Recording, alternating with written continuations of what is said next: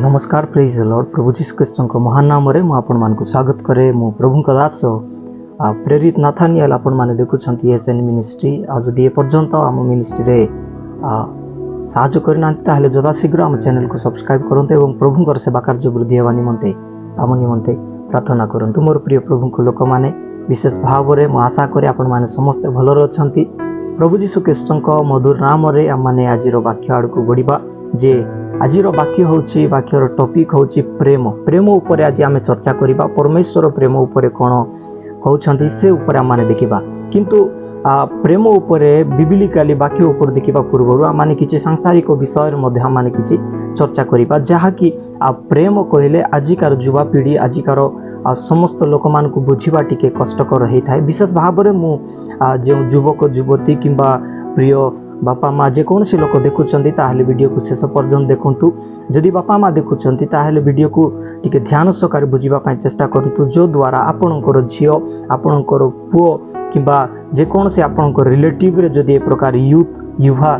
जदि अच्छा युवा युवती ताहले आपण सतर्क कराई पारिबे एवं जानि मध्ये पारिबे। जदि कौनसी युवक किंबा युवती देखुंट तथापि आपण को मु कहबाकू चाहे आपण मध्ये आ ध्यान सहकार बुझंतु जे तत्पर आपणक जीवन पाई गोटे भल उत्तम विषय हेबो जहा कि आपण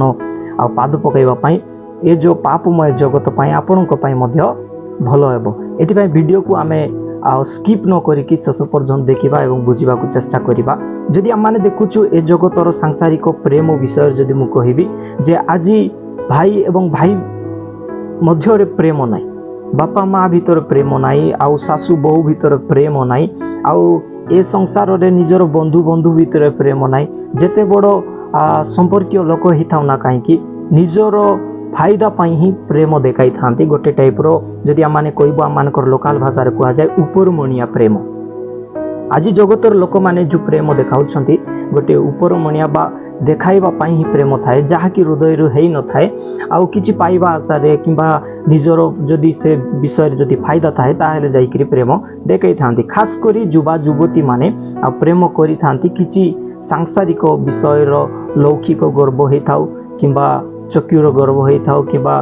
किछि किछि आशा नै करी प्रेम करंती आउ से सब केबे मध्य पूरा हेई न थाए। किंतु आज जो प्रेम विषय रे आमे चर्चा करिवु ए प्रेम एवं जगतर प्रेम पूरा डिफरेंट अटे, बहुत अलग अटे। एथिपाई आम को बुझीपाकू पड़िबो जे ए जगतर प्रेम एवं ईश्वरकर प्रेम भितर थिबा पार्थक्य को आम माने आज जानिबा पई चेष्टा करिबा। जदि आम माने बुझीबाकू चेष्टा करिवु जे ईश्वरकर जो प्रेम विषय रे मु कहूछि आ से प्रेम रो मूल्य आउ से प्रेम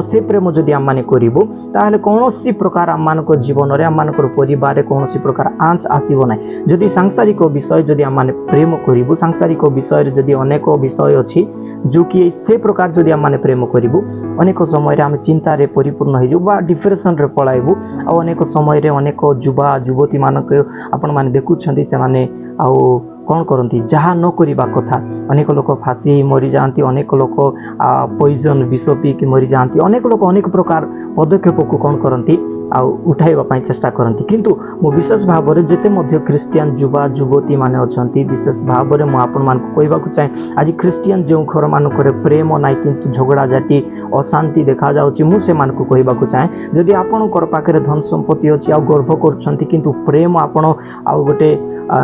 जदि गरीब लोकों प्रति आपणकर प्रेम नाई से सब बाबदर मध्य मु आपण मानकू आ सचेतन कराइबाकू चाहे। किंतु मोर प्रिय प्रभु लोक माने विशेष भाव में मुझे आपको कहबाकू चाहे प्रेम रो मूल्य किए बुझी पारे। प्रेम को अनेक लोक अनेक रूप दे था। प्रेम कहले अनेकों थटा मजा होता है, अनेकों गोटे सीरियस विषय होता है। किंतु प्रेम को अनेक लोक अनेक रूप रे धारण करती, अनेक रास्तार से माने आपणाई थांती। अनेक लोक खराब रास्ता नहीं कि अनेक लोक भल विषय मध्य नहीं कि आपणाई थांती। किंतु बाइबल आम मान को कौन कहूँ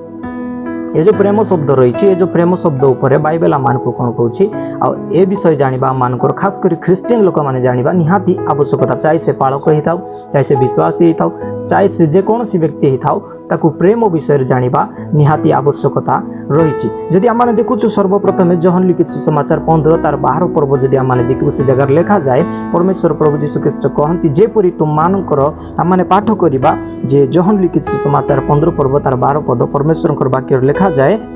मु जेपरी तुम मान को प्रेम करिअछि तुम्बे माने सेहीपरि परस्पर को प्रेम कर। प्रभु जीशु ख्रीष्ट ए जगार कहउछन्ति मु जे प्रकार तुम मान को भल पाउछि मु तुम मान को जेपरि प्रेम करूछि तुमे माने मध्य कोन कर अलगा लोक मान को कोन कर आपण परस्पर मध्य अर्थात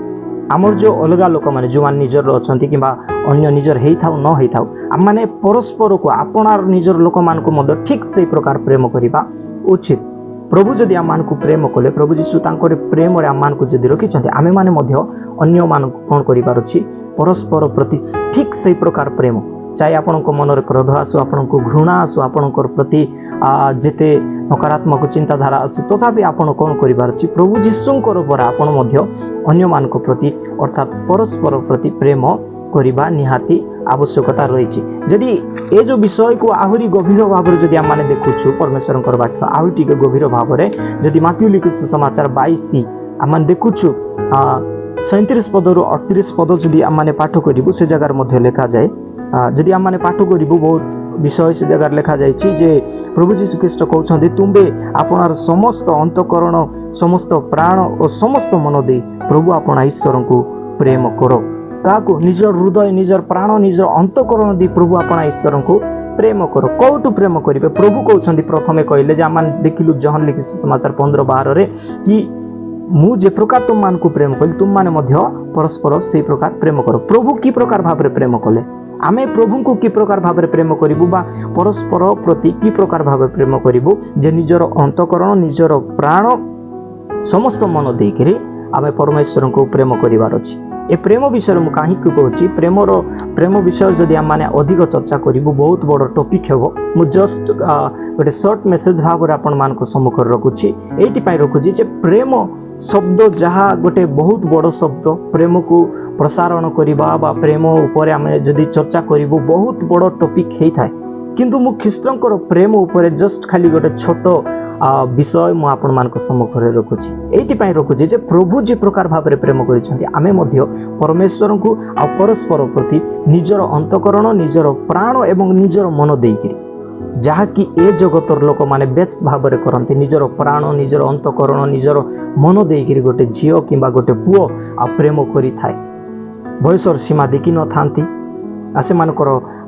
जेकोसी रूप वर्ण देखि न थांती उच्च नीच देखि न थांती धन संपत्ति जाति नीति किछि देखंती नाइ प्रेम करि थांती निजर मन निजर अंतकरण निजर प्राण देकर आ परमेश्वर कहते ए जो प्रेम जदि आमे परमेश्वर को रूप रखिबु ए प्रेम जदि आमे परस्पर प्रति जदि आम माने रखिबु आ प्रभु कहती आ ए जो प्रेम होची सबुठारु बड़ आज्ञा अटे। मोर प्रिय प्रभु को लोक माने एति पई तो परमेश्वर वाक्य लिखा जाए फिलिपियो 2:5 लिखा जाए ख्रीष्ट जीशुंकर जेपरि मन थिला तुम मानकर मध्य सेही परि प्रेम हो। प्रभु उच्च नीच देखु नथिले धनी दरिद्र देखु नथिले आ किए रोगी किए सुस्थता अच्छी देखु नथिले कार रंग वर्ण को देखु नथिले जाति नीति किछि देखु नथिले प्रेम करुथिले समस्त को आदर करुथिले समस्त को प्रेम करुथिले जहा कि आमाने सब बेले कहि थाउ जे ए जो धरा ए जो सृष्टि हेछि प्रेम द्वारा हेछि आज ख्रीष्टंकर प्रेम जदि आम मानकर प्रति अछि आम माने मध्ये से प्रकार प्रेम करिबा निहाती आवश्यकता रहिछि। मोर प्रिय प्रभु को लोक माने विशेष भाव में आपण मान को कहबाक चाहे आपनकर प्रेम ख्रीष्टंक प्रति जे प्रकार अछि आपनकर प्रति निजर पुओ प्रति जे प्रकार प्रेम अछि पड़िसा घर प्रति मध्ये से प्रकार प्रेम रखंतु। नेगेटिव बा खराब नकारात्मक प्रेम कथा मु कहू नै विशेष भाव में आत्मिकतार प्रेम विषय मु कहूछि एवं यदि आपण माने आत्मिकतार प्रेम संपर्क रखिबे ताहले प्रभु आपनको निश्चित भाव में तांकर प्रथम जो श्रेष्ठ आज्ञा रहिछि आ से श्रेष्ठ आज्ञा आपण माने मध्ये रहि पारिबे।